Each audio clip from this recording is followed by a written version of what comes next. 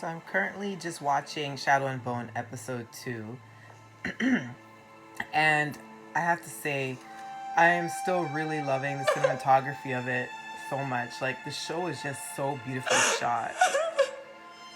Alina was just captured by the Darkling and the Second Army. I think the Second Army or the First Army. Anyways, they brought her now to the palace, and it's just kind of all settling in for her now.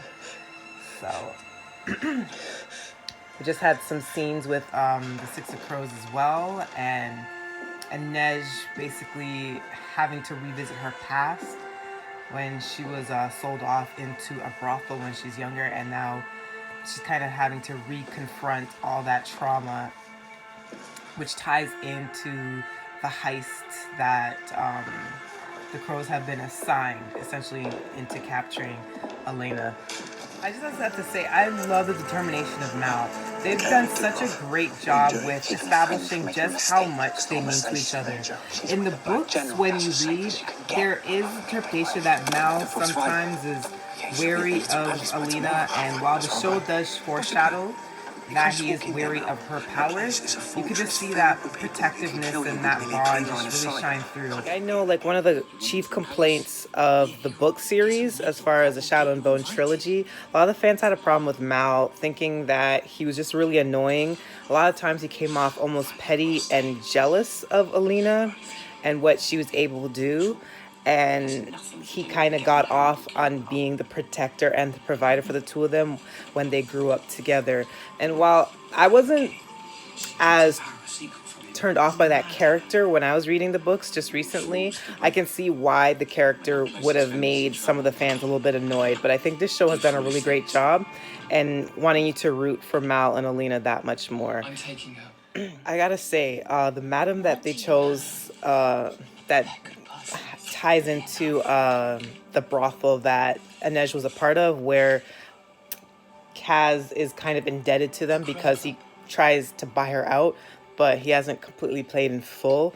Just watching that scene right now, and my God, I'm still loving the show. I'm just curious as how non-book fans are finding it so far. I'm wondering if they're finding it intriguing, but I'm still finding it intriguing by a lot.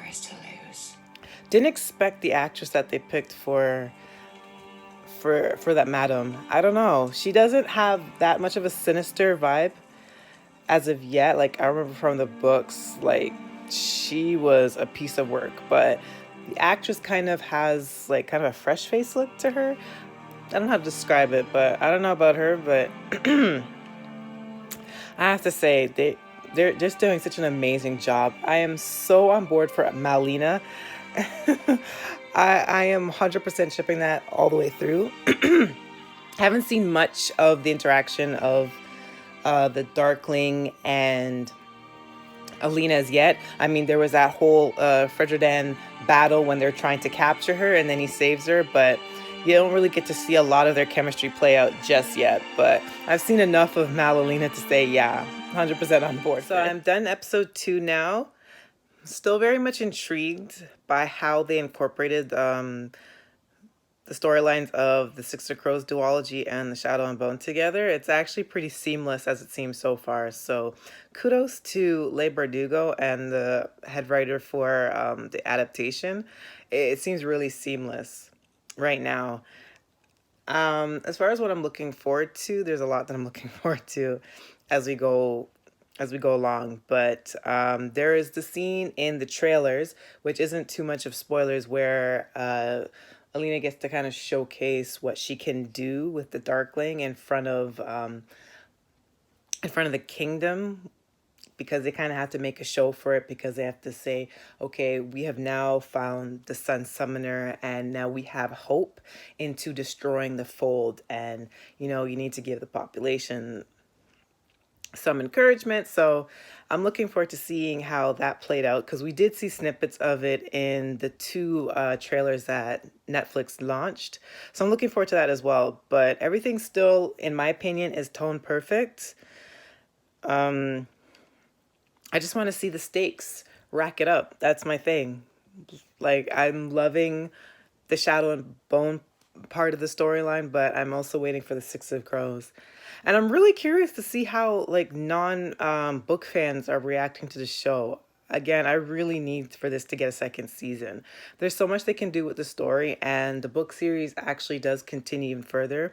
There's a particular character that has not been introduced yet, but then again, I'm only at episode 2, and I'm really looking forward to seeing him. I'm really looking forward to seeing Nikolai and how they introduced him, which I guess could be a spoiler, but not really. But anyways, my reaction for episode 2, loving it. I'm not sure if I'm gonna continue to do filmed reactions for it, for the show, or if I'm just gonna keep watching it straight through. But I figured I'll just do a reaction for my second one. Anyways, I hope you have a good evening, and definitely check the show out. And if you happen to stumble upon my video and you want to state what were your favorite scenes or anything like that, or if you're someone that is a fan of the books, what is it that you wish that they incorporated from the books that they haven't seemed to have incorporated thus far in the show? Like, I'd be really curious to find out. For anyone out there that's watching. Anyways, peace.